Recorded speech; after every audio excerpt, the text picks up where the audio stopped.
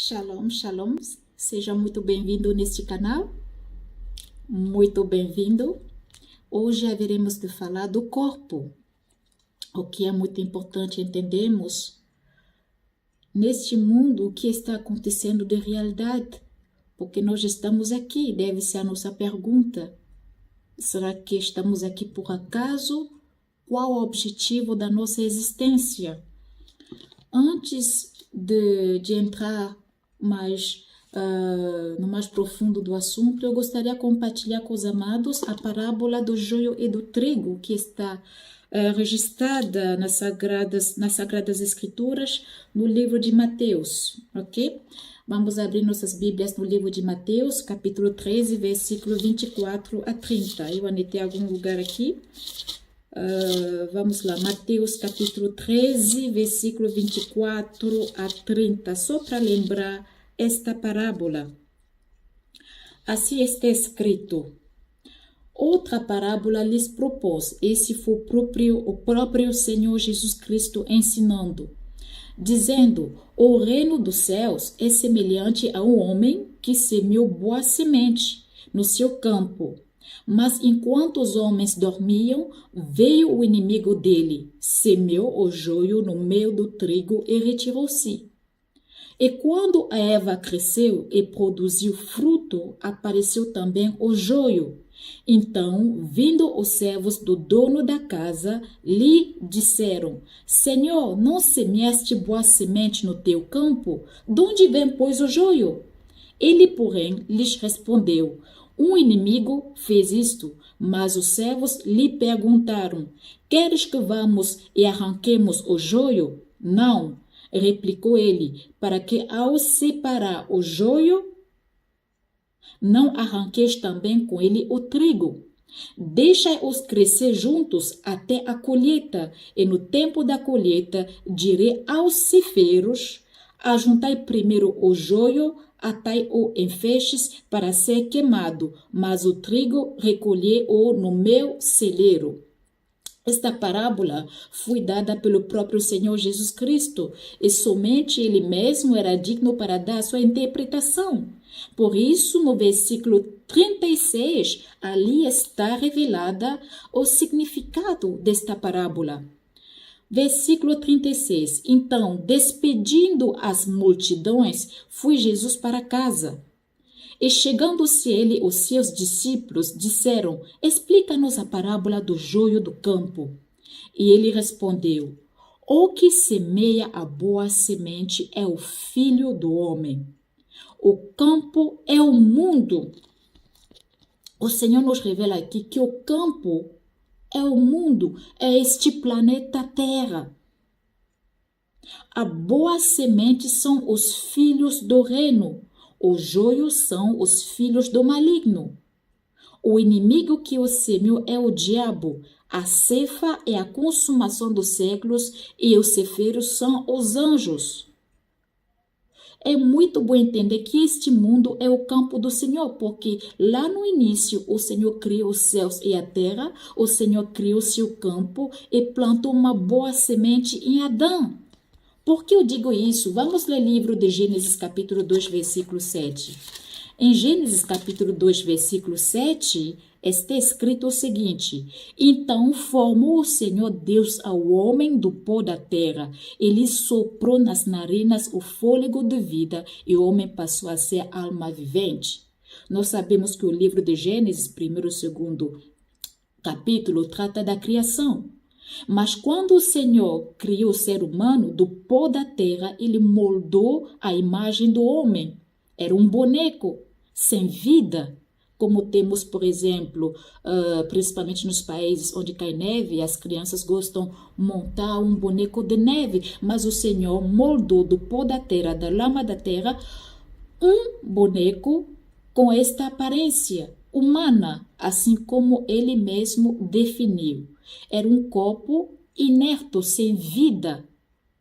é dele, o próprio Deus, ele soprou dele. Esse fôlego de vida saiu dentro do próprio Deus, o Senhor Deus Criador, o Espírito, o Pai de todos os Espíritos, soprou dentro do homem o fôlego de vida que vem dele e o homem se tornou uma alma vivente.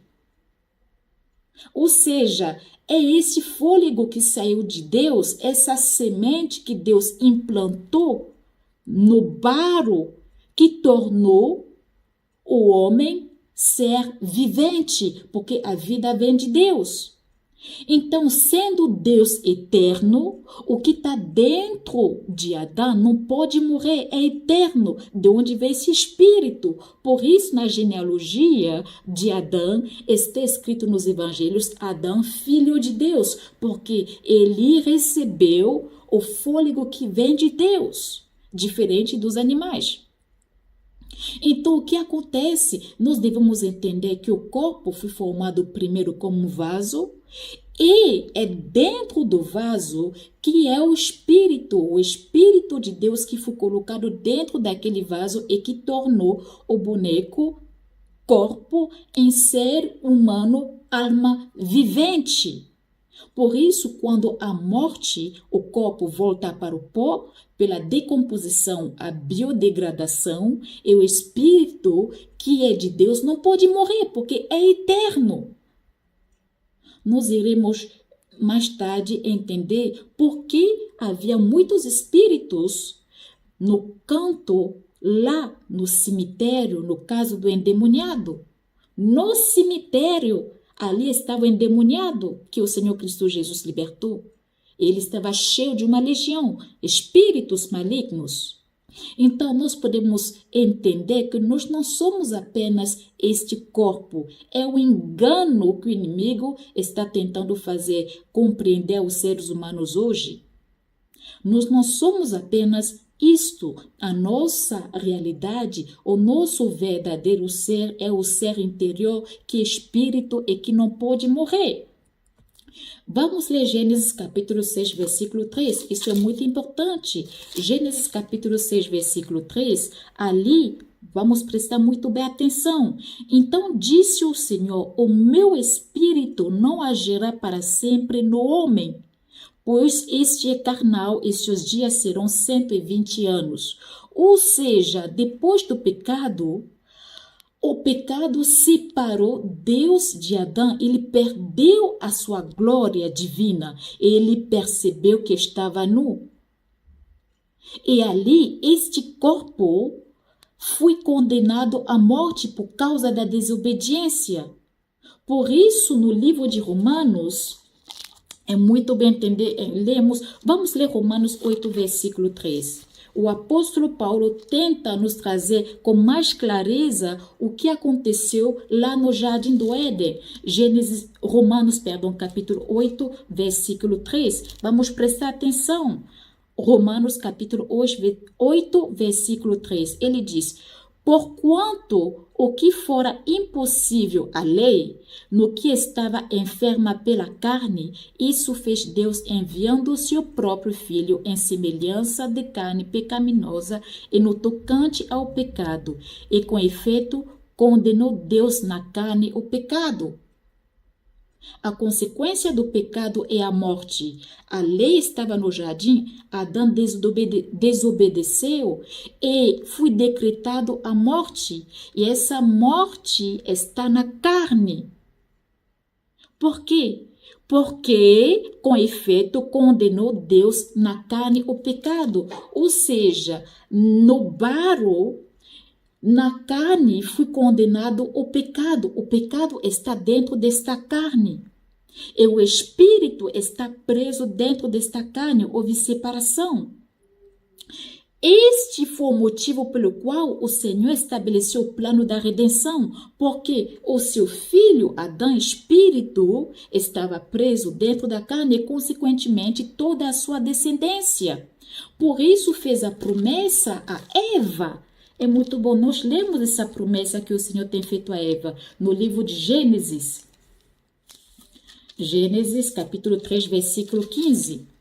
Gênesis capítulo 3, versículo 15, ele diz assim para Eva: porém inimizade entre ti e a mulher, entre a tua descendência e os seus descendentes. É muito bom nós percebemos que o Senhor fala da descendência de Adão, a descendência de Eva, uma descendência se referindo a Jesus. E aqui, contra o seu descendente, este te ferirá a cabeça e tu lhe ferirá o calcanhar. Então, esta descendência de Eva, que é o Senhor Jesus Cristo, aqui o Senhor enviou seu próprio Filho em semelhança de carne pecaminosa e no tocante ao pecado, e com efeito condenou Deus na carne o pecado. Por causa da desobediência da lei, o pecado, o decreto da morte, foi automaticamente infligido na carne. A morte está na carne, dentro da nossa carne. Por isso, tudo que nosso corpo deseja e cobiça é tudo que leva à morte. É tudo que leva à morte.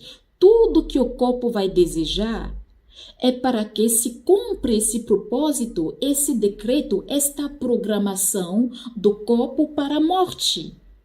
Porque o corpo foi programado pelo decreto divino a morrer.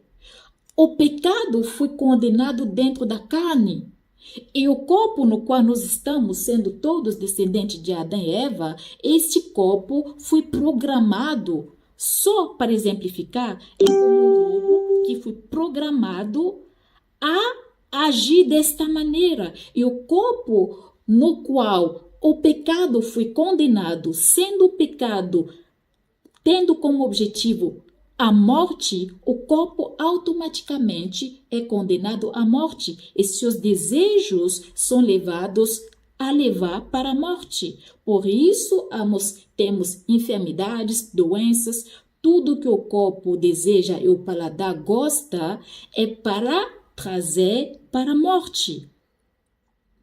Por isso, o apóstolo Paulo ressalta este conflito entre o espírito e a carne, porque o corpo em si é uma entidade. Há esta proclamação que leva à morte. Continuamos. Nós sabemos que este espírito que está em Adão vem de Deus e continuou até a época de Noé. E o Senhor tensionou destruir a todos os homens, porque o homem era mais carnal do que espiritual. Mas o Senhor achou graça em Noé. Noé se destacou porque ele se lembrou dos ensinos de seus ancestrais, de Adão a Enoque e, consequentemente, até seu pai. Então, Noé achou graças aos olhos de Deus. É isso que nos diz aqui a Bíblia no livro de Gênesis capítulo 6, versículo 8 a 9. Vamos ler o que diz a Bíblia aqui. Gênesis capítulo 6, versículo 8 a 9, disse: porém Noé achou graça diante do Senhor. Noé achou graça diante do Senhor, porque Noé se destacou entre as multidões. E nele estava vindo de Adão, este fôlego de Deus continuava dentro dele. Literalmente, o fôlego de Deus entrou em Adão e, consequentemente, seguiu a sua descendência. E Noé passou isso para seus filhos, consequentemente. E nós sabemos que depois do dilúvio, o Senhor faz uma nova aliança e abençoe Noé e seus filhos e ordena que eles possam repovoar a terra. Consequentemente, o fôlego de Deus continua na terra, dentro dos seres humanos. Então, no campo do Senhor, há os filhos do Senhor, aqueles que detêm esse espírito continuamente, tanto quanto, como na parábola diz, também há o espírito do maligno. E nós sabemos que literalmente houve corrupção do gênero humano no livro de Gênesis capítulo 6. A Bíblia diz no livro de Gênesis capítulo 6, assim: a corrupção do gênero humano espiritualmente, como também fisicamente e biologicamente. Porque, lendo capítulo 6, como se foram multiplicando os homens na terra, eles nasceram filhas, vendo os filhos de Deus, os anjos que foram criados com uma natureza diferente dos seres humanos, vendo os filhos de Deus, que as filhas dos homens eram formosas, tomaram para si mulheres, as que entre todas mais lhe agradaram, lembrando que as filhas dos homens possuem nela o Espírito de Deus que não morre, este fôlego de vida. E imagina também o Espírito dos anjos. Então, duas naturezas vão se unir e formar uma outra entidade. E assim a Bíblia nos diz. Ora, versículo 4, ora, naquele tempo havia gigantes na terra, e também depois, ou seja, no tempo de Noé havia gigante, e a Bíblia nos diz, e também depois. Por isso, você vê na época de Davi, se fala de Golias, se fala dos seres com 6 dedos, 6 pés, mas não é o assunto de hoje. Hoje nós vamos falar do corpo e do espírito, o que nós somos de verdade. Ora, naquele tempo havia gigantes na terra e também depois, quando os filhos de Deus possuíram as filhas dos homens, as quais lhe deram filhos. Estes foram valentes varões de renome na antiguidade. Criou-se uma nova espécie, um novo tipo de espírito que não fazia parte do padrão da criação de Deus. Então, sendo esses espíritos imortais, principalmente nós devemos lembrar que as filhas dos homens, elas vêm de Adão e detêm esse fôlego que Deus soprou em Adão, misturando com o espírito que Deus deu aos anjos, criou-se uma outra entidade, que são também espíritos. Então, o espírito continua dentro do campo do Senhor, porque a Bíblia diz antes e depois, onde? No campo do Senhor, no planeta Terra. Temos que entender o que o Senhor está nos revelando no livro de Mateus, na parábola do joio e do trigo. O Senhor nos diz, o campo do Senhor é o mundo, é este planeta.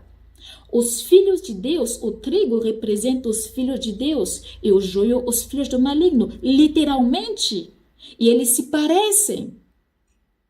Em todas as raças, todas as tribos, todos os povos. E disse, deixa crescer o joio e o trigo. Vamos continuar aqui no livro de Gênesis capítulo 5, versículo 22. E eu gostaria que nos entendemos que andou Enoque com Deus e depois que gerou a Metusalém, viveu 300 anos e teve filhos e filhas. Então, nós vemos que assim o Espírito de Deus foi se multiplicando literalmente e biologicamente. Ou seja, o fôlego que Deus colocou em Adão está continuando. A Bíblia está dando testemunho da nossa existência. É o reflexo, é o espelho da nossa existência. É o livro de história da história deste mundo, deste planeta. Não se fala de um mundo exterior, se fala de nós dentro desta Bíblia. Então, nós percebemos que o Espírito de Deus está dentro do homem, agindo hoje, continuamente. Por isso, Romanos 8, versículo 4. Vamos prestar muito atenção neste detalhe aqui. Romanos capítulo 8, versículo 4. A fim de que o preceito da lei se cumprisse em nós, que não andamos segundo a carne, mas segundo o Espírito. Porque, porquanto que for impossível a lei, isso fez Deus enviando seu próprio Filho, em semelhança de carne pecaminosa, e no tocante ao pecado, e com efeito condenou Deus na carne o pecado, a fim de que o preceito da lei se cumprisse em nós, na nossa carne, e não andamos segundo a carne, mas segundo o Espírito. Porque o Senhor tenciona preparar vasos novos. O Senhor veio na cruz do Calvário para a preparação de vasos novos, de odres novos. de corpos novos. Este corpo, carne e sangue, não herdará o reino do céu. É por isso, Romanos 7, 7 a 14. É muito, muito claríssimo o que o apóstolo Paulo nos traz aqui. Romanos 7, versículos 7 a 14. Ele diz: que diremos? Pois é a lei pecado? De modo nenhum. Mas eu não teria conhecido o pecado senão por intermédio da lei. Senão por intermédio da lei. Adão e Eva andavam inocentes, mas eles haviam recebido a lei. Ok? Mas eu não teria conhecido o pecado senão por intermédio da lei. É um pouco, hoje vamos falar, chegamos num povo que não tem recebido o conhecimento do Senhor Jesus Cristo. Eles andam nas tribos indígenas, para eles é normal. Mas de repente, nós chegamos com o evangelho e dizer, tem que se cobrir. Que diremos, pois, é a lei pecado? De modo nenhum. Mas eu não teria conhecido o pecado senão por intermédio da lei. Porque a lei diz andar nu é pecado. Então, tomando conhecimento do fato que andar nu é pecado, o que acontece? Eu tomo conhecimento da lei e também do que é o pecado. Se não por intermédio da lei, pois não teria conhecido Se não por intermédio da lei, pois não teria conhecido a cobiça, se a lei não dissera, não cobiçarás. Mas o pecado, tomando ocasião pelo mandamento, despertou em mim toda sorte de concupiscência, porque sem lei está morto o pecado, ou seja, a lei vem revelar o pecado que está preso desta carne. Pela lei, a lei vem revelar que esses desejos carnais são pecado, justificando o decreto de morte e a condenação do pecado dentro da carne. Outrora, sem a lei, eu vivia, mas sobrevivendo o preceito, reviveu o pecado e eu morri. E o mandamento que me fora para vida, verifiquei que este mesmo se me tornou para a morte, porque o pecado prevalecendo-se do mandamento, pelo mesmo mandamento, me enganou e me matou. Por conseguinte, a lei é santa, e o mandamento santo e justo e bom. Acaso o bom se me tornou em morte? De modo nenhum. Pelo contrário, o pecado, para revelar-se como pecado, por meio de uma coisa boa, causou-me a morte, a fim de que, pelo mandamento, se mostrasse sobremaneira maligno. Ou seja, desde a queda, os homens viviam sem lei.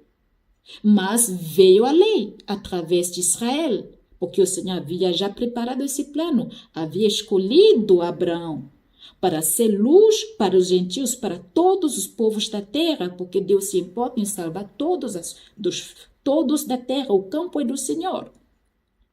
Então, o que nós percebemos? Continuamos, esta carne, este corpo, o pecado está condenado dentro da carne e, consequentemente, é para a morte. Por isso que cada dia novo é um dia mais perto da nossa morte, querendo ou não. E nosso espírito deseja viver, por isso, quando nós somos doentes, buscamos remédios, soluções para evitar a morte. O espírito luta contra a carne. Aleluia! Então, amados, Romanos 8, versículo 11, nos revela um grande mistério. Romanos 8, versículo 11. Assim, aí um grande mistério que nós não podemos deixar de ler e entender. Disse as Sagradas Escrituras, disse esta revelação trazida pelo Espírito Santo através do apóstolo Paulo para toda a comunidade cristã, para os filhos de Deus, porque esta mensagem nem é para todos. Esta mensagem não é para todos. Nem todo mundo aceitou o Senhor Jesus Cristo. Ele sabia, porque dentro do campo do Senhor, dentro deste planeta, há dois tipos de seres. E o Senhor apenas se importa com os seus. Por isso ele diz, as minhas ovelhas reconhecem a minha voz e me seguem. Aqueles que têm o Espírito de Deus. Aqueles que são filhos de Deus, cujo fôlego do próprio Deus entrou em Adão e, consequentemente, seguiu até a sua descendência.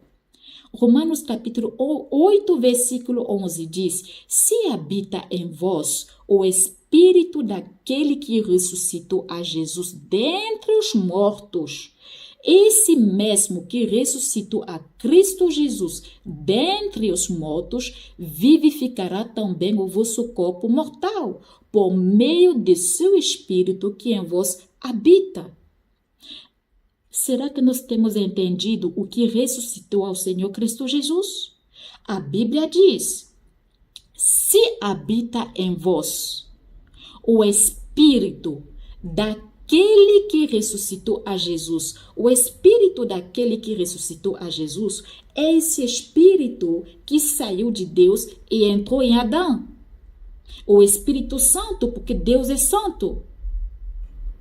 Se habita em vós o Espírito daquele que ressuscitou a Jesus dentre os mortos, esse mesmo Espírito que ressuscitou a Cristo Jesus dentre os mortos, vivificará também o vosso corpo mortal. Ou seja, o que vai causar a ressurreição é o Espírito Santo, que deve morar em nós, que está em nós e devemos defender para que ele permaneça se nós lutamos contra a carne. Porque é o Espírito que vivifica a carne. Aleluia! Se habita em vós o Espírito daquele que ressuscitou a Jesus dentre os mortos, esse mesmo que ressuscitou a Cristo Jesus dentre os mortos, vivificará também o vosso corpo mortal, por meio de seu Espírito que em vós habita. Então, quem vai causar a ressurreição é o Espírito Santo na hora da colheita determinada por Deus. Aleluia! Por isso, Romanos 8, versículo 18 a 23. Se nós lemos Romanos capítulo 8, versículo 18 a 23, o que nos diz aqui a Bíblia? Porque para mim tenho por certo que os sofrimentos do tempo presente não podem ser comparados com a glória a ser revelada em nós. Vamos prestar muito bem atenção nisso. Há uma glória que há de ser revelada em nós. Esta glória só pode ser produzida pela ação do Espírito Santo, porque é este Espírito que ressuscitou a Jesus, como dito no livro de Romanos capítulo 8, versículo 11. Se habita em vós o Espírito daquele que ressuscitou a Jesus dentre os mortos. Continuando o versículo 19 do capítulo 8 do livro de Romanos, está escrito: a ardente expectativa da criação aguarda a revelação dos filhos de Deus. A criação toda aguarda com grande expectativa a revelação dos filhos de Deus. O Senhor diz na sua parábola: o mundo é o campo, e dentro do mundo tem os filhos de Deus, literalmente falando, aqueles que carregam o fôlego de Deus e que não seguem a vontade carnal, porque a carne, nela está a morte. E o Senhor tensiona que nos voltamos para o Éden. E o que vivifica, porque quando Adão pecou, ele herdou a morte, e o que o vivificava se separou dele. Era o Espírito. Era a glória de Deus. Mas Deus havia um plano quando veio através de Jesus Cristo para condenar e crucificar o pecado na cruz. E assim, crucificando a carne na cruz, nos redimiu da lei da morte, servindo de advogado diante do juiz dos espíritos. Continuando, lembrando, a ardente expectativa da criação aguarda a revelação dos filhos de Deus. pois a criação está sujeita à vaidade, não voluntariamente, mas por causa daquele que a sujeitou, na esperança de que a própria criação será redimida do cativeiro da corrupção. Ou seja, a criação toda está dentro de um cativeiro, como também o Espírito de Deus está dentro do cativeiro deste corpo. Estou ouvindo isso? O Espírito de Deus, que foi soprado em Adão e, consequentemente, continua dentro da descendência de Adão até hoje, que está espalhada no planeta Terra, está no cativeiro, dentro deste corpo, e também toda a criação está no cativeiro, na esperança de que a própria criação será redimida do cativeiro da corrupção, para a liberdade da glória dos filhos de Deus. Chegará um tempo definido por Deus, o dia em que os filhos de Deus hão de ser revelados. Por isso, quando nós pregamos o Evangelho, nós sabemos que a mensagem não é para todos. A mensagem é para alcançar os filhos de Deus. E esses filhos de Deus, quando ouvirão a mensagem, a voz do bom pastor, o seguirão. E só há um pastor, que é Cristo Jesus. E a sua mensagem é santa. Ele sempre clamou: arrependei-vos dos vossos pecados. Vive em santidade. Ides e não pequeis mais. Vai e não peca mais. Há o dia do juízo chegando. O Pai dos Espíritos se fez carne em Jesus, vendo para nos avisar que há um dia do juízo chegando, como também há um dia em que os filhos, ou seja, este espírito, há de ser liberto e ser colocado em vaso novo. Este vaso novo há de se realizar pela glorificação através da permanência do Espírito Santo. Que Deus abençoe a todos. Estejam atentos. Não se deixem enganar pelas ilusões deste mundo. O cemitério já nos deve ensinar a realidade da nossa existência. E a Bíblia Sagrada é a única fonte de verdade para entender o propósito da nossa existência. É a revelação do plano que tem estabelecido o Criador para a nossa salvação, porque nós somos seres eternos. E a pergunta é: onde haverá de passar a tua eternidade? Esta é a parte 1, teremos a segunda parte, talvez amanhã ou depois da manhã, mas voltarei. Que Deus abençoe. Despertam, amados. Vamos despertar. Cristo Jesus está voltando. Shalom.